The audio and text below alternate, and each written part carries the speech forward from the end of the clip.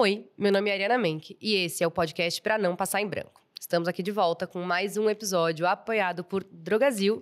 Tô aqui com a Xênia Carlson, psicóloga, e esse encontro aqui é pra gente não deixar o seu bem-estar passar em branco.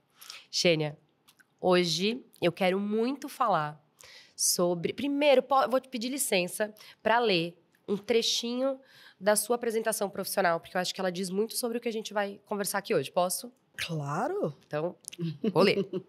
A psicologia voltada para a diversidade é livre do engessamento tradicional, uma prática interseccional comprometida com as mudanças sociais.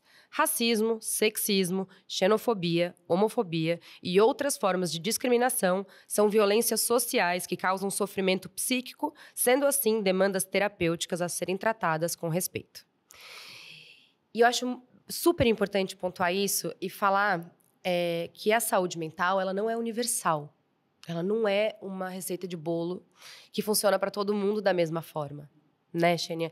E a gente traz muitos recortes. Então, quando a gente fala de saúde mental, é muito importante a gente deixar pontuado que na hora de olhar o outro e fazer análise sobre o outro, que a gente é muito rápido em julgar o outro, a gente não consegue calçar os calçados de todo mundo. E nisso a gente tem muitos recortes, entre eles o de idade. A saúde mental na terceira idade não é posto. Aliás, a terceira idade é muito invisibilizada, né? E a gente fala dentro de, de raça, de cor, de orientação sexual, de idade. Então, eu queria falar um pouco sobre esses recortes na saúde mental e a importância da gente prestar atenção neles. Sim. Olha, a saúde mental é o assunto da atualidade. Não tem jeito. Sim. Porque é o que mais falta na atualidade. É o que mais falta na atualidade. Para você ter ideia, a OMS, em 2019, divulgou que 1 bilhão de pessoas no mundo, né, carregam algum transtorno mental. E 14% desse 1 bilhão são adolescentes. Assim como... os idosos, a terceira idade, a melhor idade é invisibilizada. A gente fala também muito pouco de saúde mental de crianças e adolescentes. Pautas muito importantes. Cada 100 pessoas, 100 pessoas mortas, abaixo de 50 anos, uma é por conta de suicídio. Então, a gente está falando aí de um adoecimento social sério, das pessoas desistindo, de existir, porque, como eu falei no outro episódio, a gente está passando por uma crise do eu. Sim. E como você descreveu aí um pouco do que eu faço, é muito difícil discutir saúde mental sem considerar as interseccionalidades. Por exemplo, falar da saúde mental dos idosos. A gente sabe que, dependendo da situação socioeconômica e racial no Brasil, por exemplo, pessoas envelhecem de forma diferente. Essa vivência do envelhecimento é bem diferente. Tem um estudo, por exemplo, que foi feito aqui na cidade de São Paulo, que demonstra que os idosos negros, eles têm a saúde mental mais comprometida do que os idosos brancos. Por quê? Por questões históricas. Baixa escolaridade, precarização do trabalho, a renda. Sim. Então, a gente tem que falar sobre essas coisas porque, por exemplo, a vivência de um idoso negro no Brasil pode ser muito traumatizante e é muito difícil. Sim. E até degradante. Sim. Porque idosos negros, eles passam por situações humilhantes. Eu não sei se vocês acompanharam, esses dias, acho que foi ontem. Apesar de eu não ver notícias, a gente é obrigado a ver um pouquinho. Em alguns momentos não dá para fugir. Alguns momentos vem, de um idoso negro que foi abandonado depois de ter as pernas amputadas. Eu não sei o que aconteceu, só sei que essa pessoa ela foi abandonada, tiraram do hospital, funcionários do hospital retiraram essa pessoa, esse homem negro do hospital e colocaram na calçada, sem cadeira de roda, enfim. né? Então, existem muitas reclamações, né? A gente sabe que os idosos eles passam por muitos constrangimentos quando a gente fala de acessibilidade. Historicamente, a gente tinha os espaços alternativos, que eram os terreiros de candomblé, de umbanda, as rezadeiras, né? O chá, né? O banho, a compressa, né? Essa era a tecnologia de cura. Sim, Né, dessa a população. medicina Exatamente. alternativa, né? Alternativa. E quando a gente fala de terceira idade, Xênia, que é isso, né? É um processo que eu imagino... Bom, todos nós, com sorte, todos nós vamos passar, né? Não, se não morrermos antes, todos nós vamos passar. E eu acho que esse assunto vir para o centro da conversa de pessoas mais jovens e mais influentes, nas suas áreas, nos seus mercados, e poder trazer essa discussão é uma forma de olhar para a gente mesmo no futuro, né? Então, quando eu penso em terceira idade, eu tenho os avós vivos, ainda bem. Que benção. uma tremenda sorte. E eu vejo as coisas acontecendo, assim, por exemplo, meus avós tiveram que sair da sua cidade. Minha avó morou 80 anos na cidade dela e teve que ir para a capital para ficar mais perto dos filhos, porque já precisa de uma assistência. Então, essa saída da sua cidade natal balançou muito a saúde mental dela, né? Esse bem-estar de estar num lugar que ela ama, familiar. Um lugar seguro, né? Exato. De referência dela. De referência. Despede-se muito de seus amigos. A minha avó fala de um grupo que ela tinha de carteado, ela já não tem quase ninguém. Então, lidar com esse luto frequente, né? Porque quanto mais você vive, mais você se despede. As dores, a falta de mobilidade, muitas vezes a falta de autonomia, não só física, mas financeira também. Então, claro, tem coisas que são naturais e que a gente precisa, talvez, começar a trabalhar hoje com isso. Às vezes a gente entra num estado de negação, como se isso não fosse acontecer com a gente. Então, será que parte da gente cuidar da nossa saúde mental no futuro não é também saber que alguns processos vão acontecer e que a gente precisa se preparar para isso? A juventude não é para sempre. Mas como que a gente consegue, hoje, ajudar melhorar e prestar atenção na saúde mental de toda essa parcela da população que só aumenta, né? A expectativa de vida tem aumentado, mas como viver mais com mais qualidade? E como a gente ajuda nisso? Pois é. A OMS, novamente, né, divulgou que entre 2015 e 2050 a população de idosos no mundo vai dobrar. E a gente está aí, né, numa discussão frequente sobre longevidade, saúde.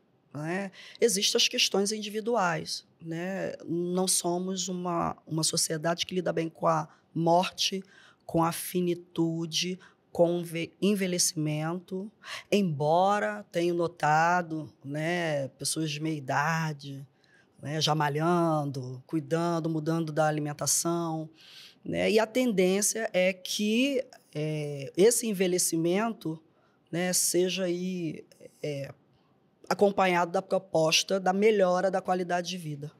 Né? Porque os idosos eles se encontram numa situação de vulnerabilidade. Como você disse, se tornam mais dependentes, perdem a autonomia. Também é um luto, não só da perda dos amigos, dos familiares, mas a perda da autonomia é um luto bem sério. Sabe? Claro. Causa depressão, por exemplo. Né? Muitos idosos, eles deprimem quando perdem a autonomia. A vida social diminui, né? Então, muitas coisas contribuem para isso, né? E Xênia, o cuidado com a saúde mental e física, obviamente, no hoje, eu acho que a gente fala muito de terceira idade, mas é isso, de novo, falando que todos nós, com sorte, teremos também. Olhando para um futuro melhor, onde uma terceira idade está mais saudável, mais feliz até, apesar de todas as limitações que são inerentes ao envelhecimento, né, essa melhora mora muito no que a gente faz hoje, né? No nosso estilo de vida de hoje, nos nossos hábitos de hoje. Então, de que forma você acha que essa população que vai dobrar pode dobrar com mais qualidade? Viver mais, mas viver melhor também. Eu acho que a partir dessa conscientização de que a qualidade de vida é o norte. Sim. Mas temos questões sérias, sociais, que são muito sérias. né? Quem é que vai envelhecer melhor? Né? Qual é o grupo social que vai envelhecer melhor? Quem é que tem os acessos? Né? Quem é que tem acesso a uma boa alimentação, que não está sofrendo de insegurança alimentar? Né? Eu acho que falar de qualidade de vida é falar também de acessos. Uhum. E nem todas as pessoas, né, na sociedade que vão envelhecer, né, elas vão ter acesso. Então, essa discussão é uma discussão ampla. Uhum. Né? Falou de saúde mental, é falar dos acessos. Né? Como é que a gente vai criar dispositivos para que todos possam usufruir de um envelhecimento mais saudável, uhum. né? Mais equânime. Perfeito. É isso, né? Quando a gente fala dos recortes dentro de saúde mental, sem dúvida, não cabe numa conversa, porque são muitas questões, de novo, é coletivo, é público, precisa de envolvimento, né, de autoridades e de realmente planos efetivos para que essa qualidade seja garantida, né, essa qualidade no envelhecer. E a qualidade no envelhecer é a qualidade de viver também no hoje, né? Então, a gente precisa trazer essa discussão para antes, para que a gente consiga envelhecer junto com os acessos. E até nesse trechinho que eu li, você fala sobre alguns outros recortes, como sexualidade, que é uma coisa que a gente não fala na terceira idade e que é muito comum, né? Tem muito tabu para se falar, e isso faz parte, né, desse bojo da saúde mental, a saúde sexual, né? Os idosos também transam. E que ótimo. Que ótimo, né? O sexo é saúde, né? Sim. Também. E Xênia, bom, a gente tem aí, né? Falamos aqui um pouco de raça, e é curioso, né? Porque a gente tem o recorte de raça, o recorte de idade, o recorte de sexualidade, e muitas vezes tá tudo junto, né? Então, um homem gay negro, ele tem muitas outras questões que um homem branco E aí tem o social ainda, né? Sim. E pobre, tem Sim. muito mais questões que um rico. Então, eu acho também que esse episódio serve muito para que a gente preste atenção na pluralidade mesmo. Se somos plurais, se ninguém é igual a ninguém, saúde mental também não é a mesma coisa para todo mundo e não pode ser encarada da mesma forma, né? E nem envelhecimento. O envelhecimento, por exemplo, na comunidade LGBT é uma discussão bem polêmica, né? Quando a gente fala de homoafetividade, né, a gente liga diretamente à juventude, né? Mas existem gays da terceira idade, da melhor idade. Sim. Né? Que também têm desejo, que também precisam cuidar da saúde e afins. Sim. Né? Existem muitos tabus e com os tabus vêm as exclusões. Esse que é o perigo do tabu. Ele São tira... as exclusões. Ele retira direitos, né? E mais ainda, muitos avós e bisavós estão sendo responsáveis pela criação de seus netos e bisnetos, para que as mães e os pais possam trabalhar. Então, com que qualidade também essas pessoas estão, né? Passam a vida inteira cuidando e... Quem cuida, que sobra. Quem cuida de quem cuida. Quem cuida de quem cuida.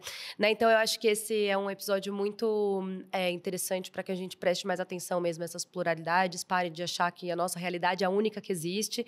E, de novo, a gente se humanizar, porque através da nossa humanização e desse olhar um pouco mais atento e mais generoso para o outro, a gente consiga cuidar um dos outros, porque a sociedade ela é feita de todos nós, Sim. né? De todas as idades e... só vai para frente quando a gente conseguir prestar atenção nisso com um pouquinho mais de atenção e cuidado. Com certeza. É que a gente tem que cobrar, né? O Estado ele tem uma parcela de responsabilidade e existe também, uma condescendência da nossa parte, né? De não cobrar. Sim. Né? O Estado ele recebe para isso, inclusive. Né? São funcionários da sociedade. Né? Enfim, vamos inverter aí essa lógica e começar a cobrar políticas públicas. Mesmo. E fazer a nossa parte. Eu acho que cada um fazendo a sua parte com ética, consciência, né? Bom senso. Sim. Né? Já é uma contribuição. Todo mundo pode ter um olhar de empatia com idosos, todo mundo pode ter uma atitude antirracista, né? No ambiente em que transita. E assim vai. Perfeito. É isso. Xênia, muito obrigada pela sua contribuição. Obrigada. Foi um prazer. Eu adorei. Muito obrigada. E muito obrigada também, Drogazil, por promover esse encontro que não deixa a nossa saúde mental e o nosso bem-estar passar em branco. Tchau!